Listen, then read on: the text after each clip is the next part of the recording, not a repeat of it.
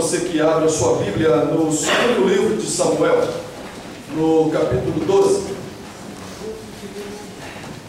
Nós vamos ler dos versículos 1 ao 13º. Segundo Samuel, lá no Antigo Testamento, 12, 1 a 13. Diz assim: o Senhor enviou Natã a Davi.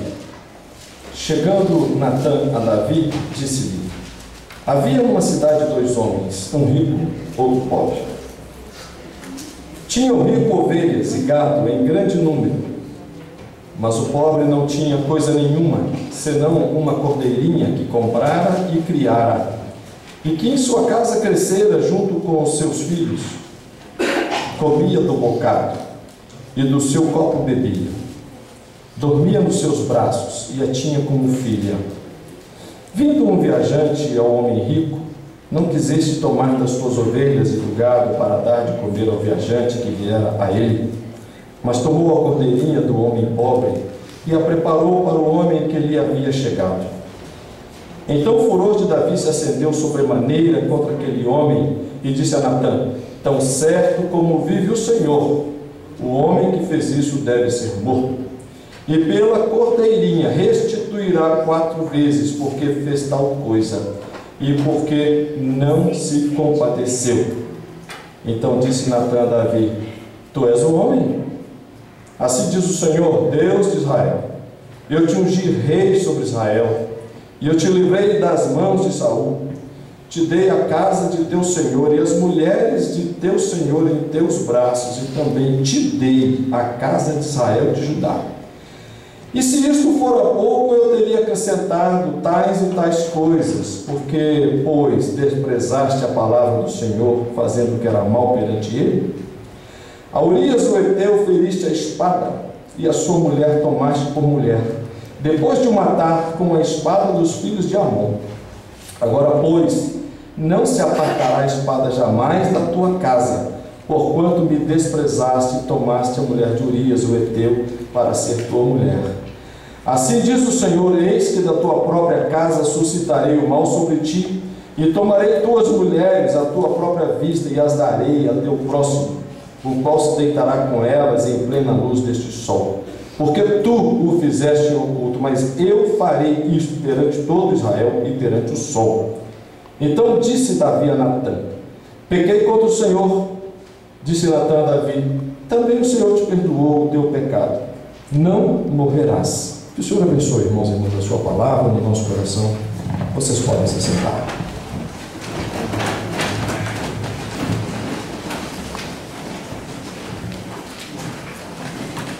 O que vocês me dizem desse texto, hein? Tem gente que acha que a Bíblia só tem palavrinha assim de conforto, né? O que vocês me falam? E tem gente que tem uma ideia espiritualizada da Bíblia.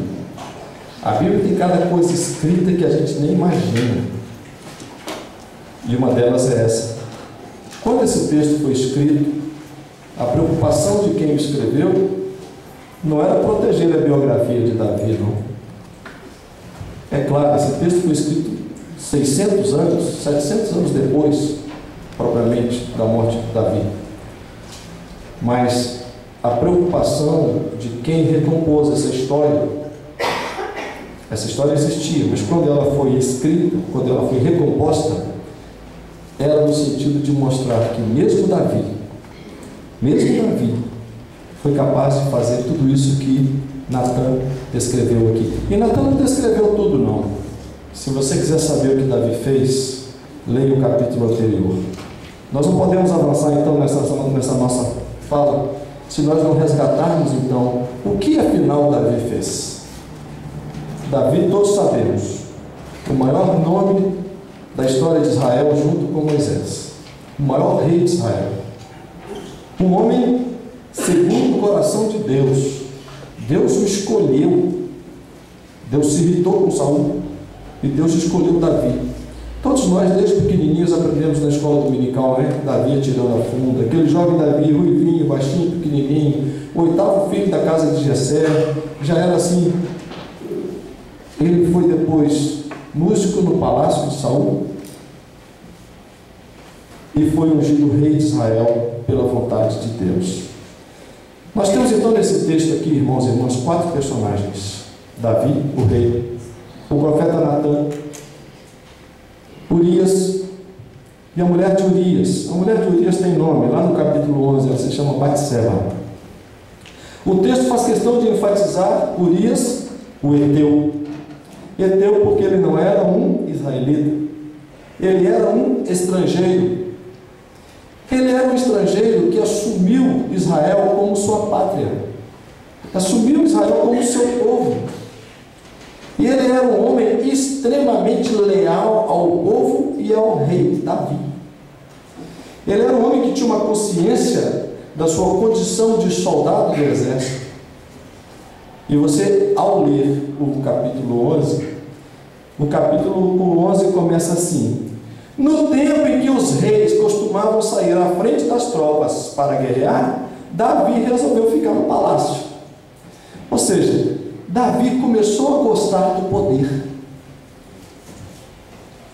Lembra que a gente tem aí nossas ideologias, desde a nossa formação lá na faculdade de filosofia, sonhos de transformar o mundo, e a gente vai em busca de transformar o mundo, e às vezes costume que quando a gente chega e assume o poder, a gente, ao invés de transformar o mundo com o poder nas nossas mãos, a gente vai se ajustando ao poder estabelecido. A história recente do Brasil nos aponta coisa muito próxima disso, infelizmente. Mas voltando aqui, Davi, de um moço humilde, músico, começou a gostar da vida palaciana. O texto diz que ele, como ele não saiu como os demais reis, porque os reis iam à frente para dar um exemplo para suas tropas, Davi resolveu ficar. Ele tinha um general ali, um comandante de exército muito bom, um tal de Joabe, um camarada não muito confiável, mas ele confiava no Joabe. E ele então, parece que Davi já sabia: vou ficar por aqui que eu tenho coisas mais importantes para fazer. E o texto começa: no tempo que o rei costumava sair, Davi não saiu, ficou no palácio. Logo no versículo 2, ele estava lá passeando pelo palácio, viu uma mulher muito bonita tomando banho, Batseba. Era a mulher de Urias. Ele, rei poderoso, manda chamar aquela mulher. Chamou. E ele, rei muito poderoso, seduziu aquela mulher, em boas palavras, né? Praticou sexo com aquela mulher. Aquela mulher então mandou um recado para Davi: Davi, estou grávida. Ah, está grávida? E agora, o que eu faço? Urias voltou, o marido da mulher. Tinha muito tempo que Urias não frequentava a casa dele, estava na guerra. Urias voltou. Davi então, estamos falando de Davi, gente, o nosso grande Davi. Davi então armou um estratagema. Urias, Batseba está lá, toda bonita, toda formosa, vai lá visitar Batseba, porque assim, se Urias deitasse com a sua esposa, não teria como desconfiar que o filho não era dele. Urias então, um homem leal: ó rei, como que eu vou para minha casa descansar no aposento com todo conforto, enquanto os demais soldados estão aqui no relento? Não, rei, eu não vou para casa não, eu vou ficar aqui junto com a tropa. Porque era leal, nem israelita era, mas comportava como israelita. Não vou não. Davi então viu o seu intento malogrado. Davi então escreve uma cartinha para Joabe. Joabe, olha, estou falando de Davi, gente. Ninguém aqui deixa de ser crente depois disso que eu falar não, hein? Por favor. Davi então manda uma cartinha para Joabe pela mão de quem? De Urias. A cartinha dizia assim: Joabe, ao invés de você ficar fora do muro, avança sobre a cidade dos amonitas, põe o Urias na frente, mas não dá retaguarda não, para que ele morra pela mão dos amonitas. Eu já estou irritado com Davi. Eu fico indignado quando eu leio um texto desse. Aí então Davi, Urias, levou a carta. Urias era tão leal que ele nem sequer deu a carta. Não dá vontade, a carta do rei para o Joabe, não dá vontade de abrir a carta e fazer, vou ler aqui, o que está escrito aqui? Ele era um homem tão leal que nem sequer abriu a carta, e ele levava pelas suas mãos a carta que era a sua sentença de morte. Joabe então fez tudo como Davi ordenara, colocou o coitadinho do Urias na frente da batalha. Urias foi morto pelos amonitas. Joabe então mandou avisar Davi: ó, Davi, o que você queria está pronto. Davi ficou relaxado: oh, coisa boa, graças a Deus, estou livre, agora sim, tirei Urias da minha frente, né? Eu sou o rei poderoso, o Senhor é comigo, graças a Deus, o plano deu certo. Deu certo, coisa nenhuma. Aí chegamos no capítulo 12. Aí ele manda chamar Batseba, bota Batseba morando com ele, né? Tinha tantas mulheres, não era proibido ter tantas mulheres. Deus me falou: eu te dei tantas mulheres, né? Se você quisesse mais uma, pedisse que eu te dava também. Mas aquele negócio do rei vaidoso, né? Do rei presunçoso, rei orgulhoso. Então ele botou Batseba lá, a criança nasceu, e logo então chegou o texto que nós lemos. Quem era então o Natã? Natã era um profeta da corte.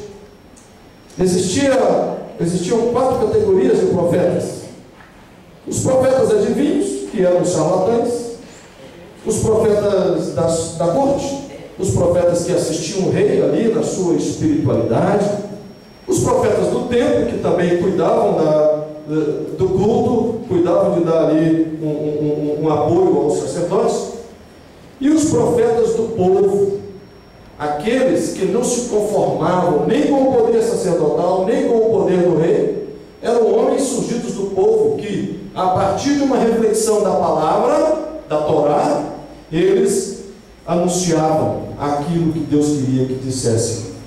E entre estes profetas do povo, nós temos aí o Elias, temos o Jeremias, temos o Isaías, que foi morto, né? O Elias, que foi perseguido, temos o Jeremias, que foi jogado lá no calabouço.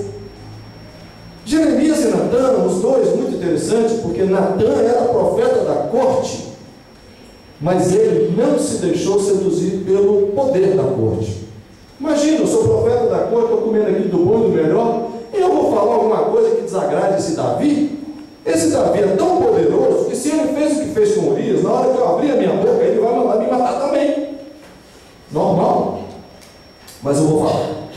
Eu vou falar. Nem que eu tenha que morrer, mas eu vou falar, porque Deus mandou eu falar. Eu vou falar para Davi: olha aqui, Davi, esse camarada aqui, ó, é você. Você ficou tão indignado com a ovelhinha que foi tirada da família do homem pobre lá. Davi ficou tão indignado. Mas não é assim, irmãos e irmãs? Jesus já não nos adverte que você que está olhando o cisco no olho do outro, olha a trave que está no seu olho. A gente é muito ótimo para fazer julgamento do outro. A gente sabe muito dos defeitos do outro. E aí Davi ficou indignado, e Natã falou assim: é você? Natã, quando disse esse é você, Natã assumiu assim: vou morrer agora, mas vou falar. É assim que tem que ser. Se você tem convicção que você está falando com respaldo na palavra de Deus, uma palavra profética, se você se calar, você será cúmplice na morte dos inocentes. Mas se você abrir a sua boca e falar, mesmo que isso te custe a vida, você terá com Deus o galardão. Porque é melhor você dar a sua vida em prol da verdade do que você se acovardar e não falar aquilo que tem que ser dito.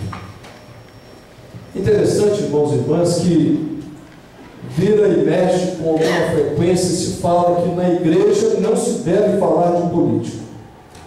Aí eu te pergunto, mostra para mim no Antigo Testamento onde não se trata da política, onde os fatos, os acontecimentos não são fatos políticos, que é algo mais político do que um profeta chegar diante de um rei todo-poderoso, assassino, traidor. Davi, assassino, traidor e adúltero. tem que ser dito com todas as letras, do que um profeta chegar diante de um rei traidor, assassino e adúltero e dizer assim: assim diz o Senhor. Isso é política. Política com P grande. Por causa de na igreja não se fala de política. Quando você diz na igreja não se fala de política, você está fazendo política. A política da não política. E a política da não política é agradada a quem quer que as coisas continuem do jeito como elas estão. Na década dos 60, quando a ditadura militar no Brasil prendia, assassinava, matava, desaparecia, a grande maioria das igrejas evangélicas se aliou com o poder, calou a sua voz. E interessante, foi um momento de crescimento evangélico, sabe por quê? Entrou dinheiro, entrou concessão de rádio, de televisão, entrou tanto de coisa. Ou seja, nós evangélicos nos tornamos profetas da corte, mas nos tornamos falsos profetas, não profetas como Natan, que não estava nem um pouco preocupado se Davi dali iria sentenciar a sua morte. O crescimento evangélico no Brasil, infelizmente, em grande parte, se deu à custa da morte de muitos inocentes, se deu graças ao silêncio da igreja ante tudo o que acontecia aí. Não estou falando aqui que você deve pegar a bandeira do partido A, do B, do C. Não deve fazer isso. Jesus não se seduziu por isso. Queriam transformá-lo no rei. Esse poder é real, temporário. Jesus não se seduziu. Estou fora. O meu poder não é esse. O poder de Jesus é outro. Jesus fez política com P desse tamanho. Jesus falou à frente de Pilatos: se você só tem poder porque o meu Pai te deu. Não vem aqui querer dar uma de bom para cima de mim, não. Jesus, ele entrou no templo e colocou no templo tudo de ponta cabeça, porque o templo era o maior símbolo do poder político, o maior símbolo da opressão em Israel, que os sacerdotes silenciavam-se diante dos romanos, porque os romanos garantiam a eles ali o dízimo. E o povo de Israel tinha que recolher o dízimo ao templo, ainda tinha que recolher tributos a Israel. Essa, irmãos e irmãs, é a política de que a igreja deve falar. A nossa política, ela deve ser aquela que Jesus disse, voltada para os oprimidos, para os necessitados. E opressão não tem cor, opressão não tem classe social. Opressão é opressão em qualquer lugar. Nós temos oprimidos na nossa sociedade de várias maneiras, de várias formas. O profeta Natan, ele nos convida a refletir sobre o que nós estamos fazendo como povo de Deus. Às vezes, como povo de Deus, silenciamos uma palavra profética, até porque muitas vezes nós não temos tanta certeza assim de que nós estejamos vivendo a vida na plenitude da palavra de Deus. Porque se nós vivemos a vida na plenitude da palavra de Deus, nós temos autoridade. Mas se nós levamos aquela vida assim, mais ou menos, aí a gente fica, vai que, não é? Vai que eu também.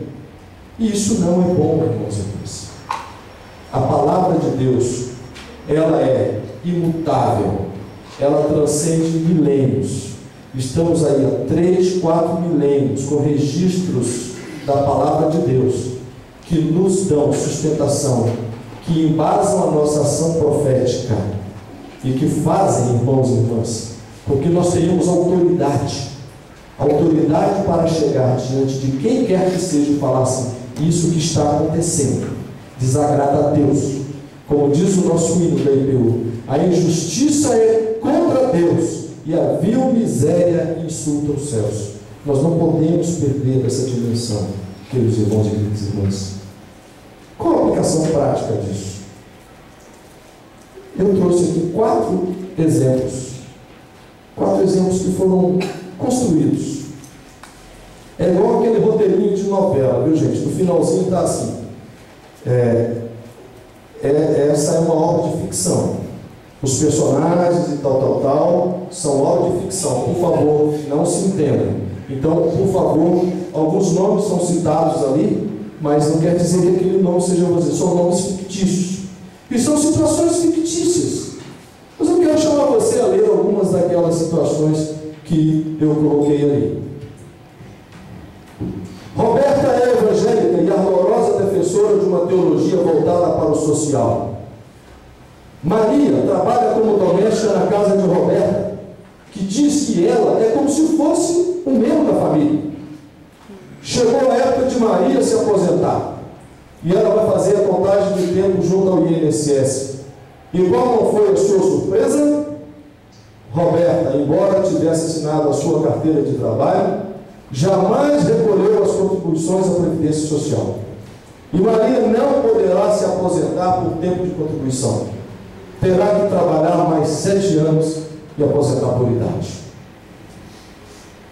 A gente fica indignado, não fica? Mas é possível que algum crente, alguma crente que defende o evangelho da justiça social faça isso? O exemplo de Davi está aí. Eu acredito que nós estamos muitos aí repetindo o exemplo mau de Davi. O segundo, Eduardo é um jovem evangélico, nada a ver com Eduardo Gondim, que é um meio-idade, instrumentista do grupo de louvor de sua igreja, e não escondeu sua irritação e atitude preconceituosa quando um rapaz homossexual foi acolhido por sua igreja, participando inclusive da equipe vocal do grupo de louvor.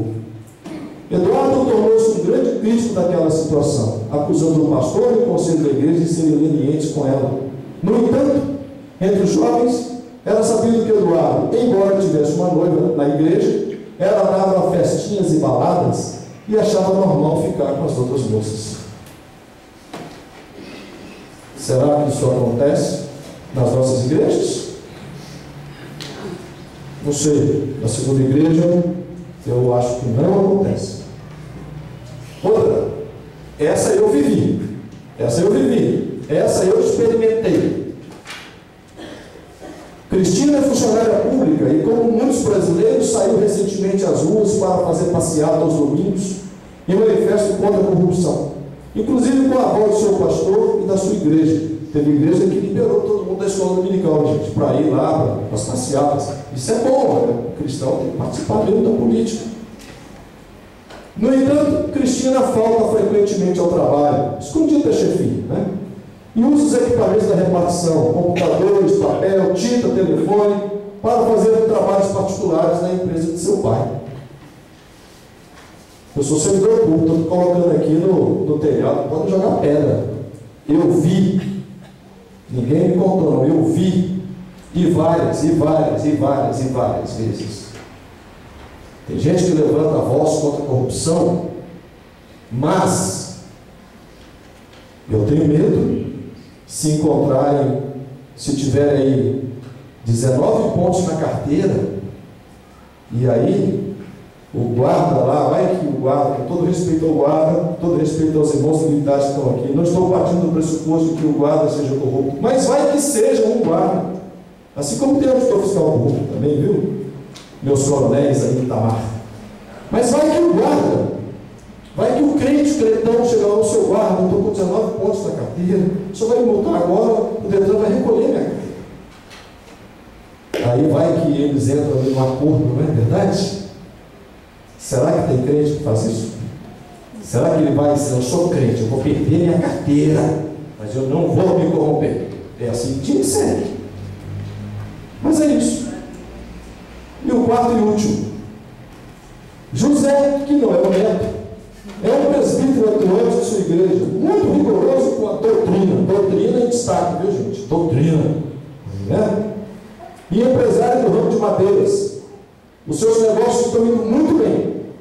No entanto, José adquire madeira clandestina, sem certificação, e a vende com meia nota, pois assim pagará menos impostos.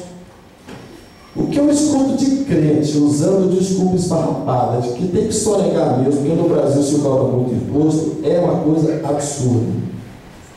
É absurdo. Tem gente que justifica sonegar.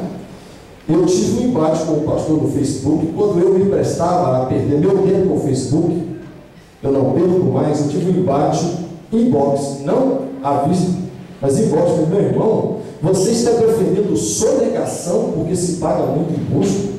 Não, mas tem que ser não. Se você acha que paga muito imposto, junte aí na frente parlamentar pela justiça tributária, porque nós, os auditores fiscais, somos os primeiros a levantar a voz contra a injustiça do sistema tributário brasileiro. É injusto, principalmente com os pobres, que pagam mais impostos proporcionalmente. E aí, meu irmão, você sabe que nesse país quem não paga imposto são os banqueiros. Sempre se deram bem. Com os governos de esquerda, governos de direita, sempre se deram bem. Não pagam imposto. E quem paga o imposto, quem sustenta tudo isso aí, somos nós, os consumidores finais. Quem paga imposto de renda somos nós, os assalariados. Os grandes empresários não pagam imposto de renda. Eles tiram, fazem sua retirada nas suas empresas. Eles não pagam imposto de renda como eu pago, como você paga. É injusto esse sistema. O nosso sistema é injusto.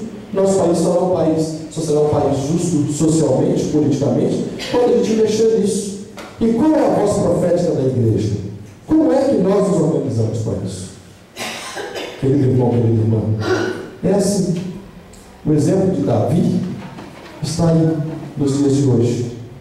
É um convite a nós pensarmos. Quantas vezes nós temos agido como Davi? Quantas vezes a gente tem escondido o nosso erro e apontado para o erro do outro? Jesus nos adverte: se a vossa justiça não ultrapassar a justiça dos escribas e fariseus, vós não tereis parte no reino dos céus. E Jesus, como diz assim, um presbítero que eu conheço, que às vezes fala umas palavras que qualificam Jesus assim, imprevisível. Ou seja, Jesus fala assim: olha, no reino dos céus, os publicanos e pecadores precederão vocês. Eu não entendi, que eu sempre achei que no reino dos céus só vai entrar pecador arrependido. E aí Jesus fala: os publicanos e pecadores e as prostitutas precederão vocês. Jesus coloca as coisas, irmãos, numa ordem invertida. E Ele nos chama a pensar como cidadãos de uma pátria que capenga muito, que precisa muito ser uma pátria que vai ainda ser uma pátria feliz. A gente está aí assim, relativamente alegre com o resultado das Olimpíadas. Eu já não acreditava muito e muito triste com aquela síndrome de cachorro sem dono. Mas eu estou feliz até. Fala, não, está feliz? Não, eu estou alegre pelo desempenho. Porque quando você vê o desempenho do nosso povo nas Olimpíadas, você vê assim: não tem a menor condição de Rafaela Silva ser medalha de ouro. Não tem a menor condição de Isaquias ser 3 vezes medalhista. Não tem a menor condição do Robson Conceição ser um medalhista de ouro, porque aquilo ali foi superação, é individual. Não é uma construção, não é um país que constrói em defesa ainda dos menos favorecidos. Mas a gente sonha que amanhã ganhar a medalha de ouro vai ser fruto de um trabalho coletivo, de um trabalho de apoio, que não vão ser essas excentricidades.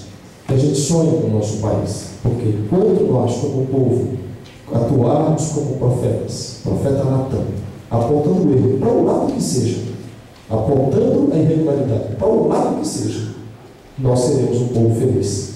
E graças ao trabalho de Natan, Davi se arrependeu, prostrou o rosto em terra, Deus o puniu, Deus tirou o filho dele adulterio.